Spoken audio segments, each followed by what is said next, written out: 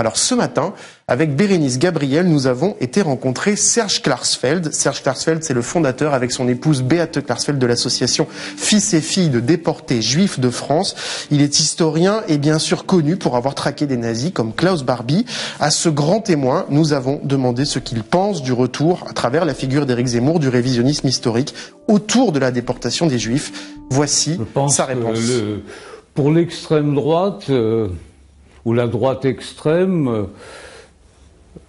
la question de Vichy est une question importante et qui revient toujours dans les débats.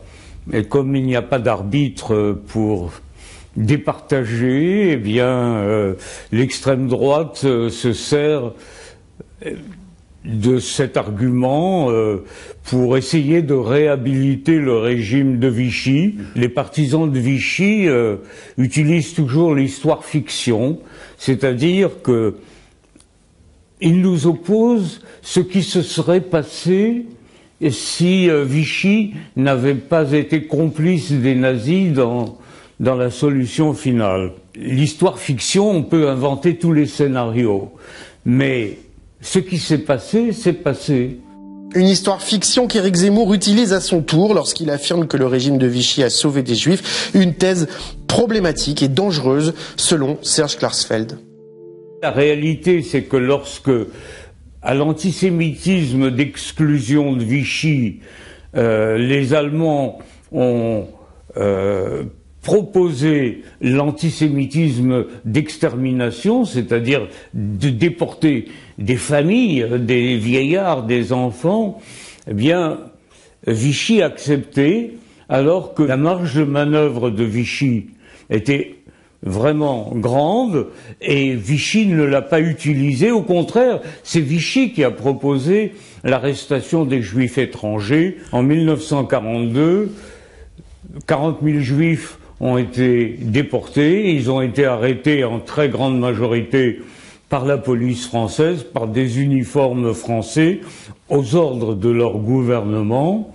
Aujourd'hui, Éric Zemmour et d'autres prétendent que Vichy a protégé les juifs français en livrant les juifs étrangers. Mais il est évident que la meilleure défense des juifs français, c'était de refuser d'arrêter les juifs étrangers. Parmi les déportés de l'année 1942, 4500 enfants étaient des enfants français, nés en France. Il y avait plus de 6500 juifs nés en France qui ont été déportés dans cette année. Au total, plus de 20 000 juifs français ont été déportés.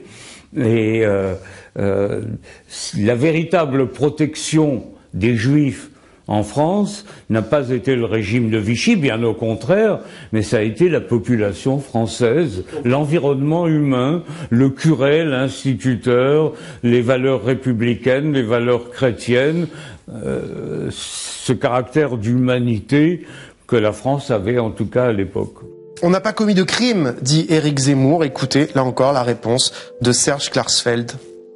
Ben si, on a commis un crime contre l'humanité, tout simplement. Le fait d'arrêter des enfants, des milliers d'enfants, et des milliers d'enfants français, pas nés en France, déclarés français par leurs parents, c'est un crime abominable. Il y a des convois qui ont été des convois entiers de vieillards arrêtés par la police française, des malades, des gens sortis des hôpitaux, des orphelinats, des asiles d'aliénés. Laval, Pétain savaient que les enfants qui partaient, ou les malades qui partaient, ou les vieillards qui partaient, ne reviendraient pas. Et d'ailleurs, jamais ils n'ont posé la question que sont devenus nos enfants français qui sont partis. Serge Klarsfeld qui s'inquiète de voir les thèses révisionnistes de Zemmour remplir l'espace public. Des thèses, dit-il, au service d'un projet politique inquiétant. Effectivement, un certain nombre de médias sont favorables à l'extrême droite, peut-être pour des raisons commerciales, peut-être pour des raisons d'affinité particulière. Et ce qui est dangereux aussi, c'est que cette argumentation de Zemmour laisse aussi présager, au cas où l'extrême droite arriverait au pouvoir, un sort funeste pour les musulmans, puisque il parle des musulmans comme on parlait des juifs à l'époque, dans les milieux officiels. Il faut se débarrasser. Mais comment se débarrasser? À l'époque, on ne disait pas comment se débarrasser, mais on se débarrassait par la déportation. Alors, quelle est la solution pour se débarrasser de millions de musulmans qui vivent en France? Pour